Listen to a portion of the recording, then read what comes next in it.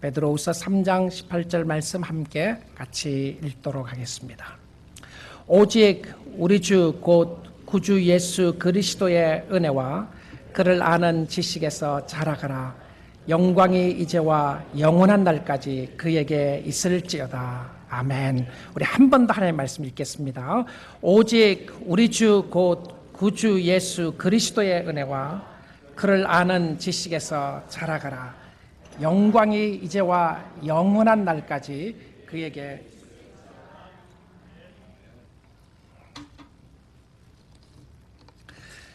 베드로후서는 짧은 3장으로 되어 있습니다. 오늘 베드로후서 17번째 마지막 말씀이 되겠습니다. 그동안 이 말씀을 통해서 하나님께서 우리에게 많은 은혜를 허락하셔서 감사를 드리고 하나님의 말씀을 경청하며 함께 은혜를 나눈 모든 성도님들께 감사를 드립니다. 우리는 베드로후서 전체를 보배로운 믿음이라고 하는 큰 주제를 가지고 말씀을 보게 되었습니다.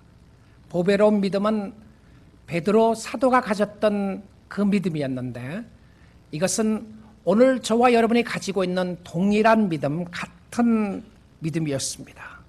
이 믿음은 하나님께서 전적으로 선물로 주신 믿음이었고요. 믿음에서 크게 떨어져 본 경험이 있는 베드로는 어떻게 하면 떨어지지 않고 믿음에서 승리할 수 있을 것인가에 대해서 말했습니다. 그것은 부르심과 택하심을 굳게 하는 것이었습니다. 그러면 절대로 넘어지지 않을 것이라고 이야기를 했어요. 부르심과 택하심이라고 하는 것은 하나님이 나를 부르셨을 때에 죄 가운데 있을 때에 불렀다고 하는 의미였습니다. 하나님이 나를 선택한 것도 내가 특별해서 선택받은 것이 아니라 특별하신 하나님이 특별하신 은혜로 나를 붙잡아 주셨다고 하는 모습이었습니다. 은혜를 생각하면, 은혜에 감사하면 굳게 설 수 있는 축복이 있다는 것이었습니다. 내가 하나님을 찾기 전에 하나님이 먼저 나를 찾아오셨고, 내가 하나님 앞에 예배드리기 전에 하나님이 나에게 먼저 은혜를 부어주셨던 것을 보게 됩니다. 우리 주위에 이런 믿음에서 떨어지게 하는 세력들이 많이 있습니다. 이단과 잘못된 교리를 가르치는 선생들이 있고요. 이들은 유창한 말로 우리를 미혹하기 시작합니다. 이 미혹의 세력은 밖에 있지 않고 바로 교회 안에 있는 세력들이었습니다. 그들은 주로 연약한 사람들, 약한 사람들, 굳세지 못한 영혼들을 미혹한다고 그랬는데요. 굳세지 못한 사람들은 세상적으로 강한 사람일 수가 있었습니다. 그들은 자신만만한 사람일 수 있었고요. 굳세지 않는 사람들은 하나님을 신뢰하지 않는 사람이었습니다. 예수님 안에 뿌리를 내리지 않는 사람이었습니다. 사단은 그들을 흔들고 무너지게 하는 것이 의도였습니다. 베드로 사도는 있는 힘을 다하여 강렬하게 마지막 문장을 써내려가고 있습니다. 이 문장에 점을 찍게 되면 그는 얼마 있지 않아서 살아계신 하나님을, 예수 그리스도를 육신의 눈으로 똑똑히 새로운 모습으로 보게 될 것을 그는 알고 있었습니다. 오직 우리 주 예수 그리스도의 은혜와 그를 아는 지식에서 자라가라. 영광이 이제와 영원까지, 영원한 날까지 그에게 있을지어다. 그는 힘을 다하여 마지막 문장에 점을 찍기 전에 했던 말이 무엇이었는가? 영적 성장이었습니다. 자라가라, 성숙하기 원한다. 예수 믿는 사람들은 구원 그 자체로 만족하는 사람이 아니라 영적으로 성장해야 하고요, 자라가야 합니다. 우리 주 예수 그리스도의 은혜와 그를 아는 지식에 자라가라. 무엇에 대한 자람이었나요? 은혜와 지식에 대하여 자라가야 한다고 이야기합니다. 은혜와 지식은 베드로후서에 나오는 중요한 내용 중에 하나였는데요. 베드로후서 1장 2절에서 그는 편지를 시작하면서 이렇게 이야기하고 끝맺으면서도 여기에 대한 이야기를 반복해서 하고 있다는 것을 보게 됩니다. 예수 그리스도에 대한 이야기를 하면서 하나님과 우리 주 예수를 알므로 은혜와 평강이 많을지어다. 하나님을 알고 그리스도를 알므로 우리의 마음속에 은혜와 평강은, 하나님에 대한 지식은 자라갈 수 있다고 이야기를 합니다. increase 된다는 것이죠. overflow 된다고 이렇게 이야기를 하고 있는 것을 보게 됩니다. 여러분, 예수 그리스도를 알아가면 알아갈수록 하나님에 대한 은혜와 충만하신 성령의 역사로 말미암아 우리의 심령 속에 영적인 성장이 있는 것을 보게 됩니다. 은혜는 정죄하지 않습니다. 은혜는 감사하게 합니다. 은혜는 평강 있게 하게 되고요, 평강이 있으면 마음에 기쁨이 있게 됩니다. 그런데 우리 주님께서는 이 모든 것을 이미 우리에게 주셔서 이런 역사를 이루어 나갈 수 있다고 이야기를 합니다. 그래서 생명과 경건에 속한 모든 것을 우리에게 주셨다라고 이야기를 합니다. 자, 근데 무엇에 대한 자람보다 더 중요한 것은 누구에 대한 자람인가? 오직 우리 주 Lord라고 되어 있고요, 곧 구주 Savior, 예수 구원자라는 표현이죠. 그리스도 Christ, 메시아라고 하는 표현이었습니다. 그에게 대하여 자라가라. 자람에 있어서는 대상이 있었어요. 예수 그리스도에 대하여 자라가도록 했던 것을 보게 됩니다. 예수님을 더욱더 알게 되면 그의 은혜에 대하여 성장하고 성숙하게 된다는 것을 이야기합니다. 사랑하는 성도 여러분, 여러분은 잘하고 있습니까? 예수님에 대하여 10년 전보다 지금 더 많이 알고 있다고 말할 수 있겠습니까? 아니 1년 전보다, 아니 한 달 전보다 지금 주님에 대해서 더 많이 알 수 있다고 이야기할 수 있겠습니까? 아니면 지난주보다 오늘은 주님을 더 알고 있다고 말할 수 있겠습니까? 내가 주 안에서 잘하고 있는지 아닌지 어떻게 알 수 있는가? 사람은 이렇게 생각할 수 있어요. 나는 영적으로 지금 성장하고 있고 성숙하고 있다. 이만하면 됐다. 근데 주님이 보실 때에 우리가 성장하지 않는다고 말할 수가 있어요. 얼마나 안타까운 모습이겠습니까? 나는 지금 성장하고 있다고 생각하는데 성경적인 성장과 성숙이 아니었던 거예요. 여러분, 성경을 많이 알 수도 있습니다. 성경을 외울 수도 있고요, 성경 구절을 많이 알 수도 있는데 주님과는 거리가 먼 사람들이 있을 수가 있다는 것입니다. 영적으로 자라지 않는 요소들을 보게 되면 그것이 무엇이겠는가? 내가 영적으로 자라고 있는지 아닌지를 어떻게 알 수 있게 되는가? 그리고 자라게 되면 어떤 모습이 일어나게 되는 것인가? 오늘 말씀을 통하여 한번 깊이 상고해보고 말씀을 듣기 원합니다. 여러분이 영적으로 성장하지 않을 때에 내가 어떤 모습을 보면 영적인 성장이 멈추었다고 하는 인디케이터가 무엇인가? 나에게 있는 잣대가 뭔가? 성경이 이야기하는 잣대가 무엇인가? 여러분, 성경을 보게 되면 몇 가지로 우리가 볼 수가 있게 되는데, 첫째는 베드로 사도의 말씀을 보게 되면 우리가 성장을 멈추게 되고 성장하지 않으면 어떤 모습이 있냐면 우리가 굳세지 못하는 모습을 가지고 있습니다. 이 굳세지 못하다고 하는 것은 영적으로 unstable하다고 하는 표현입니다. unstable하다, 불안하다는 것이죠. 불완전하고 불안하다는 것을 이야기합니다. 불안하게 되면 어떤 모습이 있게 되죠? 그는 쉽게 좌절하게 되고 절망하게 됩니다. 정서적으로, 영적으로 불안하게 되면 마음에 어려움이 있게 되고, 그렇게 되면 마음이 쉽게 문제 속에 빠져가게 되는 것을 보게 됩니다. 내가 영적으로 unstable하지 않는가? 정서적으로 unstable하지 않는가? 또 육신적으로 unstable하지 않는가? unstable하게 되면 내가 불안해하고 있고 굳세지 못한 가운데 서 있게 되면 내가 영적으로 성장하지 않고 있다고 하는 증거 중에 하나입니다. 내 영혼아, 어찌하여 네가 불안해하느냐? 너는 하나님을 바라보라.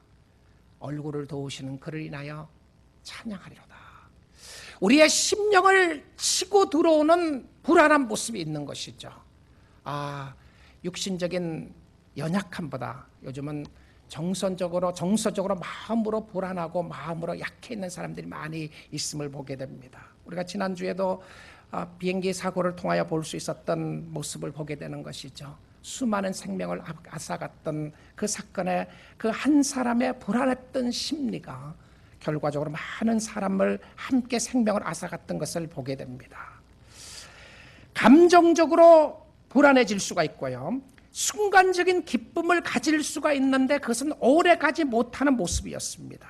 그런데 이런 모습 가운데 불안하게 되면 매사에 불안한 모습이 있게 되면 짜증스럽고 불만이 있고 불안하고 굳세지 못하는 모습들을 보게 됩니다. 그런데 굳세지 못하는 모습 가운데 있을 때에 반석되시는 예수 그리스도를 의지하고 그리스도 위에 서면 굳건히 서게 되는 줄 믿습니다.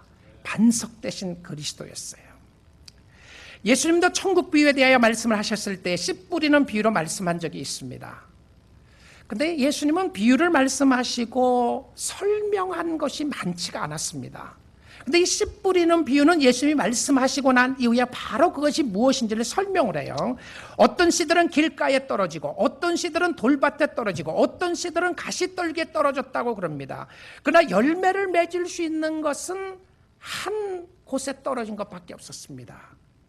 곧 옥토였고요. 좋은 땅이었습니다. 우리 예수님의 말씀을 한번 보도록 하겠습니다. 예수님의 씨 뿌리는 비유에 대한 설명입니다. 마태복음 13장 19절에서 23절의 말씀인데요.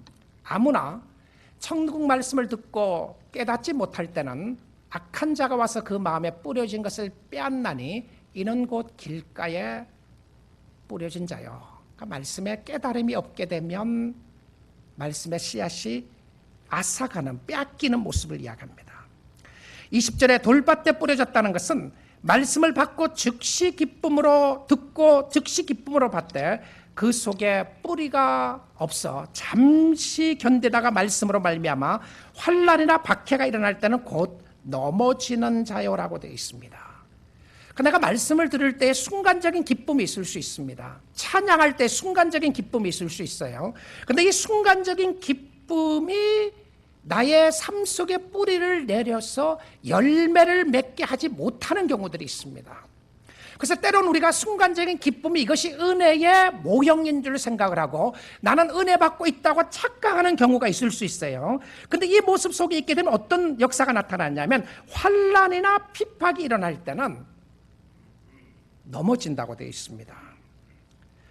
그 다음에 가시떨기에 떨어졌다는 것은 말씀을 들으나 세상의 염려와 재물의 유혹에 말씀이 막혀 결실하지 못하는 자여라고 되어 있습니다.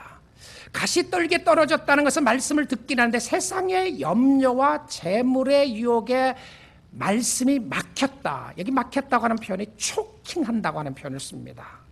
그러니까 세상의 여러 가지 염려들과 걱정과 근심과 물질의 문제 때문에 영혼이 초킹되는, 영혼이 완전히 그냥 목이 조이듯이 조여오는 모습들을 이야기를 합니다.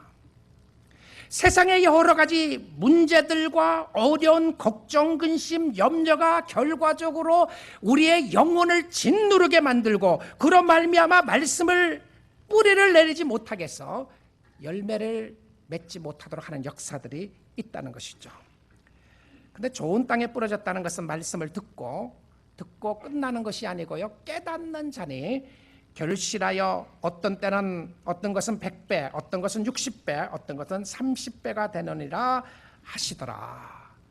하나님의 말씀을 듣고 깨달을 때에 굳게 서고 그뿐만이 아니라 열매 맺을 수 있게 되는 줄 믿습니다. 내가 영적으로 어린아이에 있다고 하면 굳세지 못한 것뿐만이 아니라 두 번째는 어떤 모습이 나타나냐면 영적으로 어린아이들의 모습은 분별력이 약해집니다. 분별력이 약해져요. 이 분별력이 약하면 새로운 것에 늘 관심을 갖게 됩니다.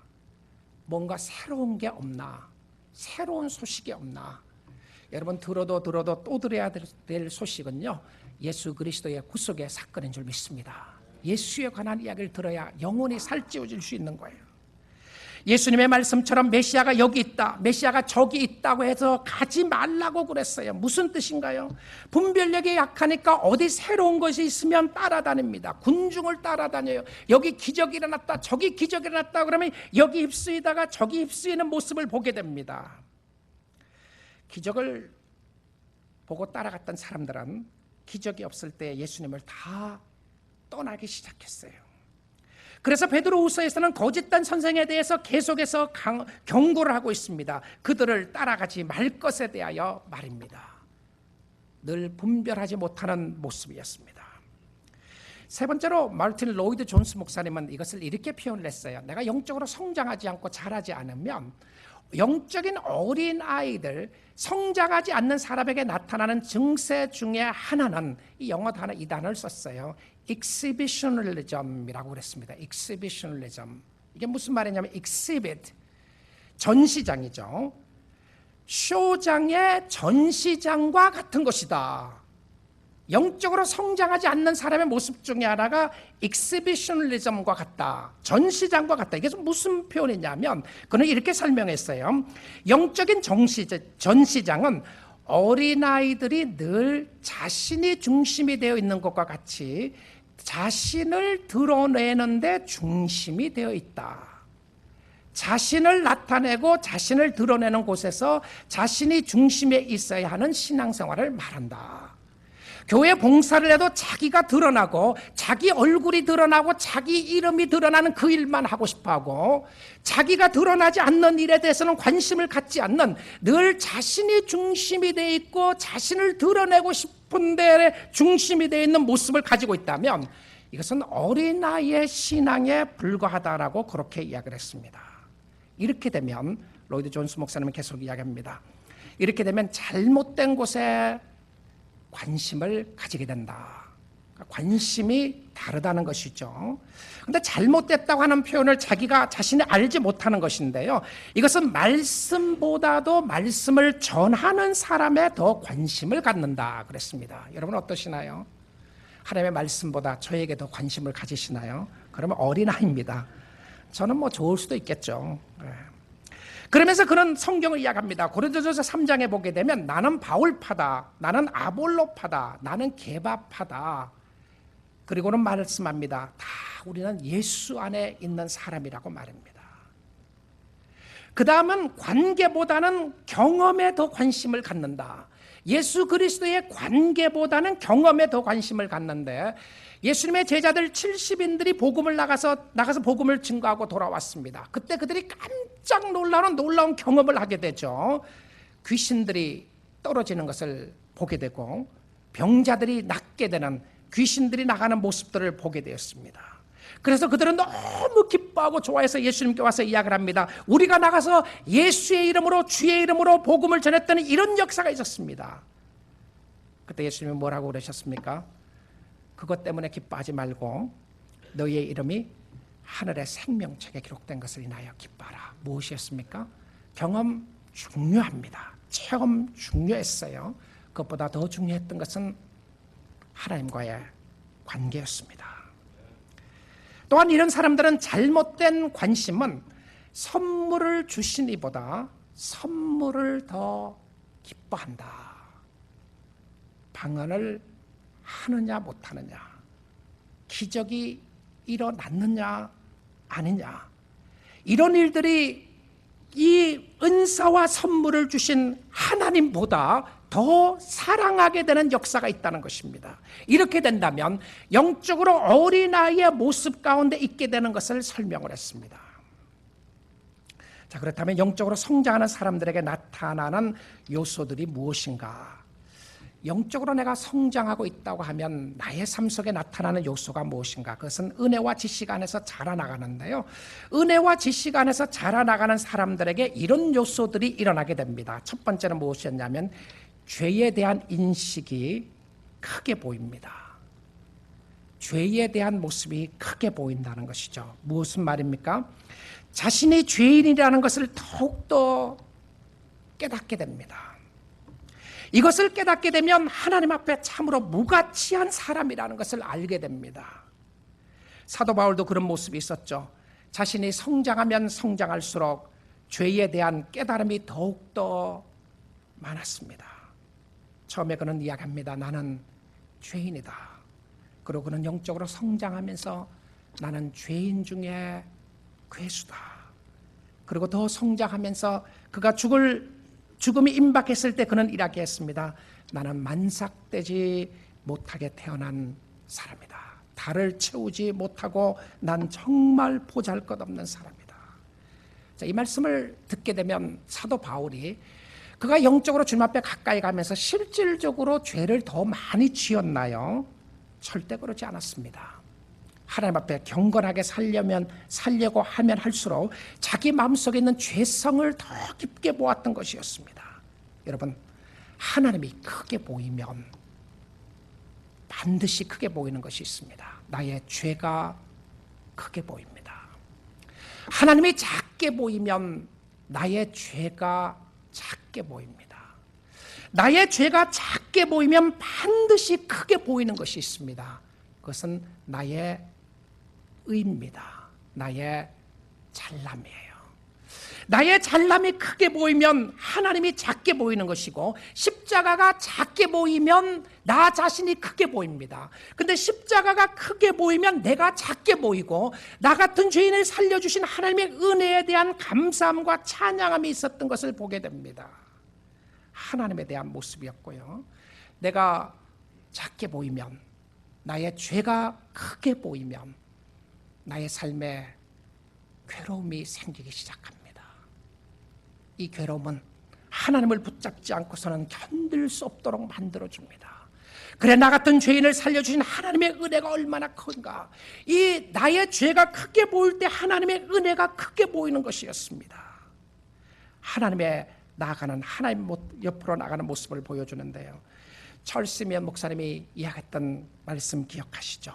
그는 50년 목회 가운데 기도했던 것 중에 하나가 위로 하나님의 은혜에 대해서, 하나님에 대해서 자라가고, 밑으로 자라가는 것은 자기의 삶 속에 교만을 부수고 겸손해지는 것에서 밑으로 자라가기를 원한다고 그랬습니다. 겸손한 부분에서 어떻게 자라가고 있는 것인가 하는 중요한 부분이었습니다. 영적으로 성장하는 사람들에게 나타났던 모습이었는데요, 죄에 대한 인식을 가지게 되면 겸손할 수밖에 없어집니다. 남아프리카의 성자라고 불렀던 앤드루 머레이 목사님이 겸손에 대해서 이렇게 표현을 했습니다. 겸손은 은혜를 뿌리내리게 만드는 유일한 토양입니다. 왜냐하면 오직 겸손만이 하나님 앞에서 올바른 태도를 취하여 그분으로 하여금 하나님으로서 모든 일을 행하도록 허락하기 때문입니다. 그러므로 우리는 예수 그리스도의 낮아지심을 배워야 합니다. 겸손이란 인간이 억지로 드러낼 수 없으며 오로지 그리스도의 순종의 극치인 십자가의 능력을 통해서만 배울 수 있습니다. 겸손은 우리가 전적으로 아무것도 아닌 존재임을 깨닫는 것입니다. 그 깨달음은 하나님이 전부가 되심을 알고 그분이 전부가 되시도록 길을 내어드릴 때 얻게 됩니다. 하나님이 최고가 되시고 하나님이 모든 것이 되신다고 하는 모습이었습니다. 그런데 이 죄에 대한 인식이 크게 되면 크게 될수록 두 번째로 성장하는 사람이 나타나는 모습 중에 무엇이었냐면 의에 줄이고 목마르게 됩니다. 하나님을 찾아 갈급하는 거예요.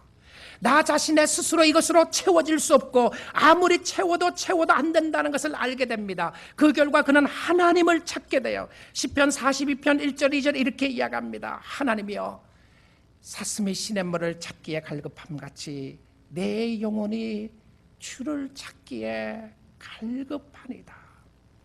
내 영혼이 하나님 곧 살아계신 하나님을 갈망하나니 내가 어느 때에 나가서 하나님의 얼굴을 배울까. 하나님에 대한 갈급한 마음을 가지게 되고요, 하나님으로 채워지지 않으면 채울 수 없다는 것을 그는 알게 됩니다. 하나님께 가기 전에는 영혼의 만족함이 없음을 그는 깨닫게 됐어요. 그리고 그의 삶 속에 안식할 수 없고 쉴 수 없다는 것을 알게 되었습니다. 이 하나님을 알면 알수록 더 알고 싶은 역사가 일어나게 되는 것이었습니다. 가까이 가면 더 가까이 가고 싶고 함께하고 싶은 욕망이 드러나는 것이죠. 하나님과 시간을 보내는 것을 여러분의 삶 속에 기쁨으로 생각하고 있으시나요? 하나님에 대한 사모함이 있으세요? 갈급함이 있습니까? 혹시 여러분 이렇게 말한 사람 있지 않습니까? 아직도 성경을 펴기만 하면 졸리고 기도를 하기만 하면 무슨 말을 해야 될지 모르겠다. 혹시 이렇게 이야기하는 사람이 교회 다닌 지 5년 되신 분, 10년 되신 분, 아니 1년 되신 분 중에서 아직 그런 사람이 있습니까? 여러분, 이것은 영적으로 심각한 병에 들어있다고 하는 표현입니다. 하나님을 사랑하고 하나님을 섬기는 자들이 하나님에 대한 열망이 식어지고 열망이 없어지고 하나님에 대한 사모함이 없어지고 성경에 대한 말씀에 대한 사모함이 없어지는데 내가 여전히 하나님을 사랑하고 있고 하나님을 섬기고 있다고 말할 수 있겠습니까? 절대 그럴 수 없습니다. 우리의 영혼은 하나님으로 채워지기 전에 만족함을 느낄 수가 없는 것이었습니다. 이것은 어렵지 않다는 것이 아니고요, 모든 문제들이 쉽게 해결된다는 문제가 말씀이 아니라 때론 우리의 심령을 치고 들어오는 어려움과 힘든 일이 있을 수 있습니다. 그럼에도 불구하고 우리는 담대하게 고백할 수 있는 것은 무엇이었냐면 여호와의 선하심을 맛보아 알지어다 그에게 피하는 자는 복이 있도다. 다윗이 그런 고백을 할 수 있었던 것은 여호와가 얼마나 좋으신 하나님이신지 너희들은 알고 맛보아 알면 좋겠다. 여호와의 선하심을 고백했던 다윗의 삶 속에 그는 그의 인생의 밑바닥에 있었습니다. 유대 땅에 거할 곳이 없어서 광야로 도망갔고요, 광야의 땅에도 도망갈 곳이 없어서 이방 땅에 들어가게 됐습니다. 이방 땅에도 아무 이방 땅에 갔던 것이 아니라 블레셋 나라에 가게 됐어요. 자기의 원수를 죽였던 골리앗을 죽였던 그 고향 땅에 들어가서 그가 하나님을 사랑하고 섬겼던 그의 삶이었지만 다윗이라는 것을 알게 되고 그는 생명의 위협을 느끼게 됩니다. 그리고는 침을 질질 흘리며 미치광이처럼 행동을 합니다. 그리고는 그는 고백을 합니다. 미치광이처럼 행동하다가 왕궁에서 쫓겨나고 난 이후에 쓴 시편이 여호와가 얼마나 좋은지 알면 좋겠다. 여호와가 얼마나 선하신 분이신지 알면 좋겠다. 여러분의 심령 속에 주께 대한 열정이 식어지고 복음에 대한 열정이 식어지고 예수에 대한 이야기를 듣지 않아도 성경을 보지 않고 기도를 하지 않아도 모든 것이 잘 되고 있고 신앙생활을 잘하고 있다면 그것은 축복이 아닙니다. 그것은 축복이 아니었어요. 여러분의 심령 속에 비록 어렵고 힘든 일이 있다고 할지라도 하나님을 붙잡을 수 있고 하나님을 의지할 수 있고 하나님 때문에 감사하고 찬양하고 있다면 하나님은 반드시 여러분을 축복하시고 여러분을 영혼의 영적인 놀라운 축복으로 인도하여 주실 줄 믿습니다. 하나님에 대한 사모하는 마음이 커지는 거예요. 우리의 심령 속에 하나님에 대한 갈급함이 없음을 인하여 우리는 회개해야 하고 가슴을 치며 통회하고 하나님 앞에 나가야 될 모습이라고 생각을 합니다. 얼마나 잘 사느냐, 얼마나 편안하냐, 얼마나 편안하게 이 땅에 살아나가는 자가 영적인 핵심이 아니라요, 우리의 영혼이 주님을 찾지 않는 것에 대한 안타까움을 가지고 내 영혼아 여호와를 바라보라, 여호와를 의지하라, 여호와를 찬양하라고 우리는 불러야 할 것입니다. 이 주님을 섬기는 사람들에게 감정적인 변화가 일어나기 시작합니다. 많은 감정의 변화를 이야기할 수 있겠지만 크게 세 가지는 반드시 있게 됩니다. 여러분, 오늘 영적으로 주님 앞에 성장하고 있고 주님을 사랑하고 있게 되면요, 반드시 세 가지 감정은 일어나게 돼요. 이 두 가지는 천국의 모습을 그렸을 때에, 천국이 이렇다고 했을 때 썼던 감정이었습니다. 첫 번째는 무엇이었냐면 희락이었습니다. 기쁨이었어요. 두 번째 모습은 무엇이었냐면 평강이었습니다. 천국은 먹고 마시는 것이 아니라 그리스도 안에서 있는 희락과 평강이다라고 그랬습니다. 그런데 이 평강이 있고 희락이 있게 되면 강 같은 평강이 넘쳐나게 되는데요, 찬양에 그런 찬양이 있지 않습니까? 평화로다. 하늘 위에서 내려오네 그 사랑의 물결이 영원토록 내 영혼을 덮으소서. 이렇게 하면 나타나는 감정이 무엇이었냐면 감사예요. 감사. 하나님 감사합니다. 하나님 생명 주셔서 감사하고요, 오늘 또 숨을 쉴 수 있게 돼서 감사하고 오늘 예배를 드릴 수 있게 돼서 감사하고 오늘 주님을 섬기고 싶어서 너무 감사합니다. 주님을 사랑할 수 있게 돼서 너무 감사합니다. 감사가 나타나게 돼요. 이런 감사의 역사가 나타나게 되면 그 다음에 네 번째로 나타난 역사가 무엇이냐면 섬기고 싶은 마음이 생기게 됩니다. 주를 섬기고 싶어요. 교회를 섬기고 싶어 합니다. 예배에서 섬기고 싶은 마음이 들고요. 섬기는 이 마음의 자세는 섬기는 것을 기쁨으로 여기고 영광으로 생각을 합니다. 억지의 섬김이 아니라 자원하는 마음의 섬김이 일어나게 되는 거예요.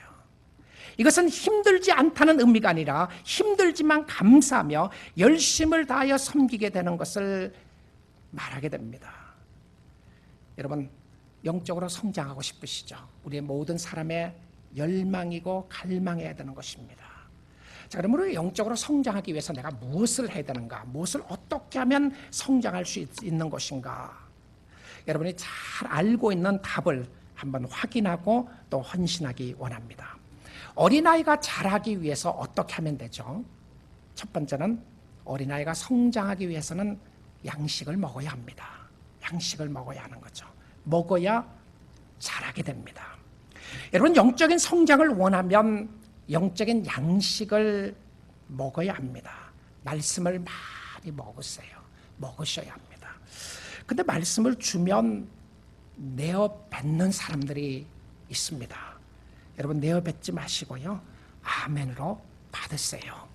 하나님의 생명의 메시지가 여러분 마음속에 부딪히고 들어가야, 마음을 부드럽게 하고 말씀을 받아들여야 성장하게 됩니다.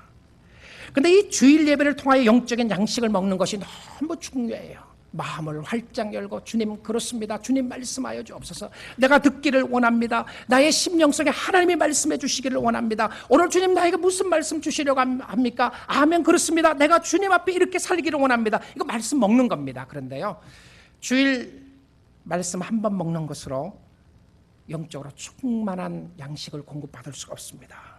집에 가서 혼자 계실 때도 말씀 먹으세요.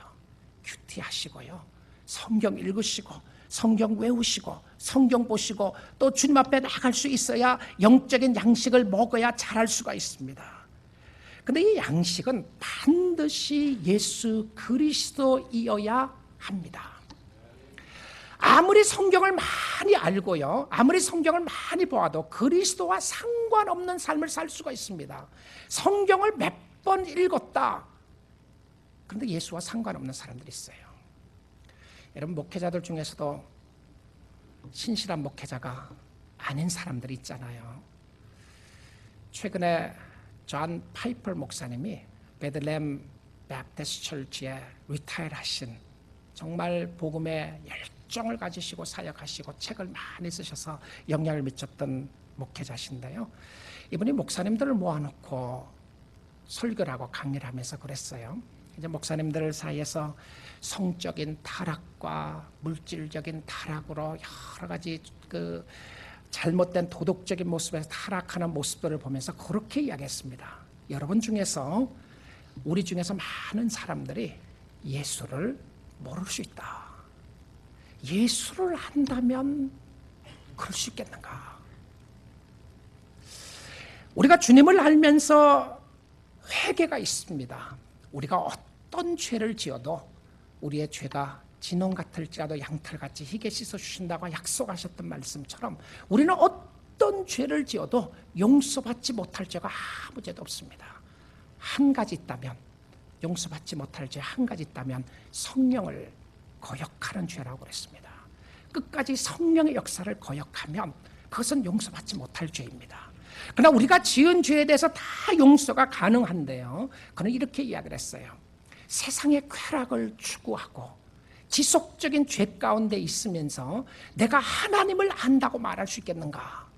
하나님을 만난, 예수 그리스도를 만난 사람의 기쁨과 환희를 설명하면서 그리스도를 만났던 사람에게 나타났던 그 기쁨과 환희는 죄를 멀리하게 하고 죄 가운데 거하지 않도록 도와주는 역사가 있다. 그렇기 때문에 신학교를 다닌다고 할지라도, 신학교를 졸업하고 목사가 된 안수를 받은 목회를 하고 있는 사람이라고 할지라도, 목회를 소위 성공적으로 하는 목사라고 할지라도 예수를 인격적인 관계와 상관없이 목회할 수 있는 사람들이 있다. 그러면서 회개를 촉구하는 세미나가 있었습니다. 정말 이 시대에 필요한 설교였다고 강의였다고 생각을 합니다. 왜냐하면 우리가 양식을 먹어야 하는데 그 양식은 바로 예수 그리스도였습니다.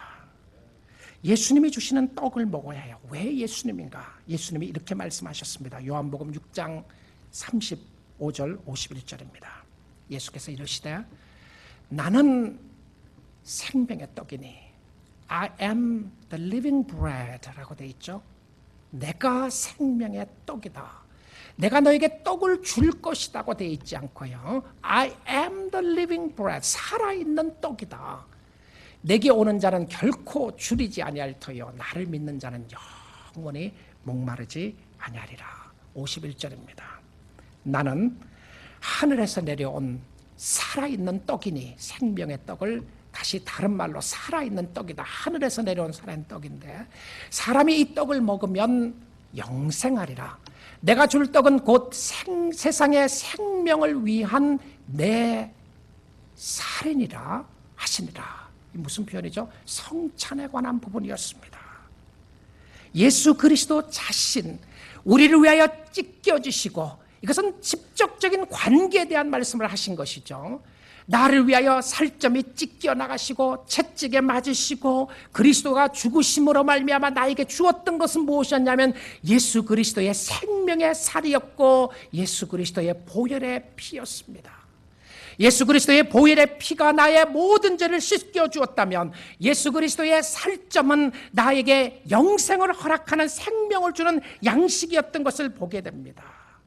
여러분, 이 은혜의 방편으로 볼 수 있었던 것이 하나님의 말씀이고 기도이고 성찬이잖아요. 이 모든 것이 나타나는 곳이 어디 있죠?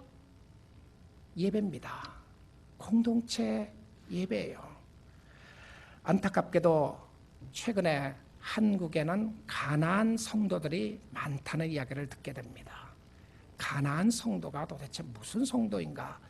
가나안 성도들이 줄 잡아서 100만 정도 된다 이렇게 이야기하는 사람들이 있어요. 가나안 성도는 누구냐 하면 뒤로 거꾸로 하면 안나가 성도입니다.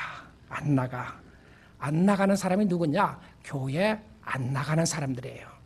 이들은 한때는 교회를 다녔던 사람들인데 교회 다니지 않는, 지금은 교회 다니지 않는 사람들을 이야기해서 하는 소리였습니다. 교회 다니지 않지만 이들을 성도라고 불렀어요.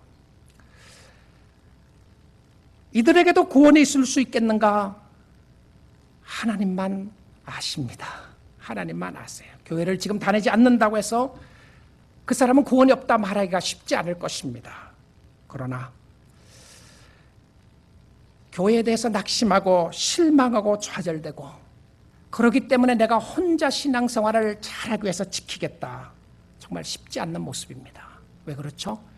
성경은요, 예수를 믿자마자 공동체에 대한 중요한 예배에 대한 것을 가르쳐 줍니다. 이분들에게 개인 예배가 없다는 의미가 아니고요. TV를 통해서도 예배를 들을 수 있다고 하면 들을 수 있을 것입니다. 특수한 경우에는 그럴 수 있다고 생각을 합니다. 그러나 주님을 알아가면서 주님은 공동체를 주시고요. 공동체를 통해서 하나님을 함께 예배하고 함께 섬기고 때론 힘들고 어려운 것을 통해서 하나님을 바라보도록 만들었어요. 그들이 주님 앞으로 돌아오기를 원합니다. 또 교회 앞으로 돌아올 수 있기를 원합니다. 왜냐하면 공동체를 통하여 주시는 하나님의 은혜와 축복이 있기 때문에 그렇다는 것을 보여줍니다. 두 번째로 성장하기 위하여 필요한 것이 무엇이었냐면 운동을 해야 합니다. 운동을 해야 돼요. 음식을 먹었으면 움직여야 합니다. 우리의 육신의 건강을 유지하기 위하여 운동해야 되는 것이죠. 다 아는 이야기 아닙니까? 여러분, 병원에 갈 때마다 의사가 하는 소리가 뭐죠? 운동해야 된다고 하지 않습니까? 이제 운동하셔야 됩니다. 먹는 거 줄이시고 운동하셔야 됩니다. 그것 아는데 잘 안 되는 경우들이 많이 있죠. 영적인 신앙생활도 마찬가지라고 생각이 듭니다. 우리가 움직여야 되는 것 아는데 잘 안 될 때가 있습니다. 기도하고 전도하고 봉사하고 움직여야 합니다. 우리는 더욱 힘써서 일을 해야 합니다. 베드로 사도는 자신의 경건을 위하여 노력할 것을 이야기하면서 더욱 힘써서 믿음의 덕을 덕의 지식을 지식의 절제를 절제의 인내를 인내의 경건을 경건의 형제 우애를 형제 우애의 사랑을 더하라라고 그랬습니다. 주를 섬기는 일을 위하여 열정을 다해서 섬기라고 이야기합니다. 세 번째로 우리가 필요하게 해야 될 것은 무엇이었냐면 병들지 않게 조심해야 합니다. 경고였습니다. 영적으로 침체되지 않게, 병들지 않게 우리의 심령을 돌아보아야 한다는 것이죠. 여러분, 영적으로 영성이 병들게 되면 어떤 모습이 일어나게 되죠? 하나님으로부터 멀어지게 됩니다. 하나님으로부터 멀어지게 되는 것뿐만이 아니고 불평하게 되고 원망이 쌓이게 되고 비난과 비평이 쌓여가기 시작합니다. 매사에 빈정거리고 투덜거리는 역사가 있게 되고요. 나는 불공평하다는 생각이 늘 마음속에 자리 잡아가는 모습들이 있게 됩니다. 여러분, 이렇게 되면요, 여러분의 영혼이 병들었기 때문에 그렇습니다. 병이 들었다는 것을 알기만 해도 고칠 수 있는 방법이 있어요. 근데 대부분 이런 사람들은 자기의 영혼이 병들었음을 알지 못합니다. 혹시 여러분의 심령 속에 내가 영적으로 지금 병들어 있다는 생각이 듭니까? 그러면 고칠 수 있는 방법이 있어요. 어디에서 떨어졌는가를 확인해보고 첫사랑을 회복하라고 되어 있습니다. 하나님의 첫사랑을 회복하고 주님 앞으로 돌아가는 역사가 있기를 주님의 이름으로 축복드립니다. 주께로 돌아가셔야 합니다. 여러분, 건강을 유지하세요. 육신의 건강 중요합니다. 마음의 건강, 정신의 건강 중요합니다. 그것보다 더 중요한 건강이 있습니다. 그것은 영적인 건강입니다. 여러분, 영적인 건강을 위하여 투자하셔야 합니다. 영적인 건강을 위해서 예배를 드리는 일을 위하여 투자하셔야 되고요. 하나님 앞에 가까이 갈 수 있도록 투자하셔야 되고, 여러분의 영적인 건강에 아무것도 투자하고 있지 않으면서 내 영혼은 건강할 것이라고 생각하고 있습니까? 어쩌면 이미 깊은 병에 들려있는 상황인지도 모르겠습니다. 하나님께 대한 첫사랑을 회복하고 주께로 돌아갈 수 있는 역사가 있기를 주님의 이름으로 축복드립니다. 네 번째로 건강을 유지하기 위해서는 여러분, 쉬어야 합니다. 쉬세요. 쉰다고 하는 것은 주님 안에서 안식한다고 하는 표현이죠. 쉬는 것은 힘을 얻기 위하여 쉬는 것입니다. 주일날은 안식의 날입니다. 이 날은 하나님 안에서 쉬는 겁니다. 여러분, 예배를 드리지만 예배 가운데도 쉬지 못하고 늘 답답하고 어려운 마음이 있지 않습니까? 무거운 짐을 가지고 주님 앞에 왔다가 교회를 떠나는 그 순간은 더 큰 무거운 짐을 지고 돌아가지 않습니까? 여러분, 그건 쉬는 것 아닙니다. 짐지고 가는 것이죠. 예수님은 말씀하셨습니다. 수고하고 무거운 짐진 자들아 다 내게로 오라, 내가 너희를 쉬게 하리라. 쉬지 못하도록 우리의 영혼을 치고 들어오는 요소들이 많이 있습니다. 그때 우리의 심령 속에 진정한 안식은 그리스도 안에 있음을 알고 주께로 돌아가는 거예요. 주님, 내가 그리스도의 품에 안기기 원합니다. 주님 품에 들어가기 원합니다. 주님이 기다리고 주님 팔을 벌리고 있지만 우리는 주님 앞에 가지 않으려고 뻗뛰고 있는 어린아이처럼 서 있을 때가 있지는 않으시나요? 여러분의 심령이 회복에 필요하십니까? 예수님 안에서 쉴 수 있는 축복이 있기를 주님의 이름으로 축원드립니다. 주님은 우리로 하여금 자라기를 원합니다. 그런데 영적 성장의 최고의 목표는 무엇인가?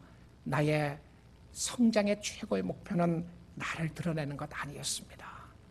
내가 너보다 잘해. 내가 너보다 성경 더 많이 알아. 내가 너보다 봉사 더 많이 하는 거야. 봐, 날 봐. 내가 봉사를 하니까 어떤 모습이 일어나느냐. 내가 너보다 더 하나님을 아니까 어떤 모습이 있느냐. 재는 것이 아니었습니다. 영적 성장의 최고의 목표는 하나님의 영광이었습니다.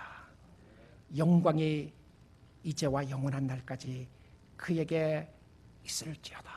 그리고는 마지막 점을 찍었습니다. 사도 베드로는 마지막 축도의 말씀을 전하면서 하나님의 영광이었는데, 그런데 그는 이 상황에서 하나님께 영광을 돌리라고 되어 있지 않고요, 상당히 의도적으로 이 말씀을 쓰고 있다는 것을 알게 됩니다. 모든 영광은 하나님께 영광이었습니다. 솔레데오 글로리아, 하나님께 전적인 영광이었는데, 근데 그는 이 펜을 놓기 전에, 마지막 펜을 놓기 전에 그가 중요하게 하고 싶었던 것이 있었습니다. 오직 그에게 영광을 돌릴지어다. 그가 누구였습니까? 하나님이 아니라 예수 그리스도였습니다. 그는 왜 이 상황 속에서 우리의 구주가 되시고 우리의 주인이 되시는 예수 그리스도의 은혜 안에서 자라가라고 이야기를 하고 나서 영광이 이제와 영원한 날까지 그에게 있을지어다라고 했나요? 구약 성경은 모두 다 영광은 하나님께 돌리도록 이야기를 했습니다. 신약 시대도 하나님께 돌리는 것이 맞습니다. 그런데 하나님께 돌리는 영광은 그 모든 영광의 초점이 예수 그리스도께 있었던 것을 보게 됩니다. 왜 그랬나요? 예수님이 알파와 오메가가 되시기 때문에 그렇습니다. 예수님이 시작이고 예수님이 끝이기 때문에 그렇습니다. 예수님이 로고스이신 말씀이 되시기 때문이었고 말씀으로 천지를 창조하셨습니다. 예수님이 창조주 하나님이시기 때문에 그렇습니다. 예수님이 어제나 오늘이나 동일하시고 살아계신 하나님이시기 때문이었고요. 예수님이 나에게 생명을 주신 분이시었고 예수님은 길이요 진리요 생명이라고 이야기했습니다. 우리가 예수님께 모든 영광을 돌려드려야 하는 것은 예수님이 나의 구원자이시기 때문에 그렇고 세상은 나로부터 시작하지 않습니다. 세상은 예수로부터 시작했다가 예수로부터 끝나게 되었습니다. 나의 삶의 진정한 의미는, 여러분의 삶의 진정한 의미는 예수 안에서 발견해야 진정한 의미를 발견할 수 있다고 말하고 있습니다. 왜 그러시냐고요? 왜 이렇게 하셨느냐고요? 예수님이 주인이기 때문에 그렇습니다. 그리고 우리는 종입니다. 종은 주인이 기뻐하는 것을 알 때 기뻐하는 사람들이었습니다. 여러분의 가정에 주인이 예수 그리스도가 되기를 원하고요. 우리 교회의 주인이 오직 주인은 한 분이신 예수 그리스도가 영광을 받으시기를 원합니다. 모세가 보았던 영광의 모습을 고린도후서 4장에는 이렇게 이야기를 합니다. 그 영광의 모습을 설명하면서 고린도후서 4장 15절에서 18절 말씀입니다. 오늘까지 모세의 글을 읽을 때에 수건이 그 마음을 덮었도다. 여러분, 모세는요, 그에게 있었던 영광의 광채가 드러났는데, 그리고 그 드러나고 난 이후에 얼굴을 수건으로 가렸습니다. 근데 얼굴을 수건으로 가렸던 것이 영광의 모습이 너무 광채가 나서 사람들에게 빛이 비치니까 가렸던 것이 아니었습니다. 오히려 영광의 모습이 없어지기 때문에 가리웠다고 고린도후서에서는 그렇게 설명을 합니다. 근데 이 수건이 가려짐으로 말미암아 영광이 덮여졌던 것이었어요. 그런데 우리가 언제든지 주께로 돌아가면 그 수건이 벗겨지리라. 예수께로 돌아가면 우리에게 가려져 있었던 것이 벗겨진다고 되어 있습니다. 주의 영이 있는 곳에는 자유가 있느니라. 우리가 다 수건을 벗은 얼굴로 거울을 보는 것 같이 주의 영광을 보며 그와 같은 형상으로 변하여 영광에서 영광에 이르니 곧 주의 영으로 말미암음이니라. 마음이 완악해 있었기 때문에 수건이 벗겨지지 않았습니다. 오직 예수 그리스도 안에 나아갈 때에 수건은 벗겨진다고 합니다. 그리고는 하나님의 영광이 드러난다고 말하고 있습니다. 여러분, 주님의 영광이 드러나기 위하여 살아가고 있습니까? 여러분의 목적이 주님이신가요? 여러분은 성장하고 있습니까? 여러분은 성장할 수 있는 모든 것을 하나님이 이미 우리에게 주셨습니다. 우리가 영적으로 성장하고 성숙할 수 있는 것은 그리스도 안에서 감사하고 찬양하는 길이었습니다. 보배로운 믿음을 주신 하나님을 인하여 감사하고 그 주님을 찬양하고 영적으로 깊이 하나님을 묵상하는 가운데 세상의 그 무엇과도 바꿀 수 없는 예수 그리스도의 은혜, 축복, 영광이 우리의 심령을 통하여 흘러넘치는 역사가 있기를 주님의 이름으로 축원드립니다.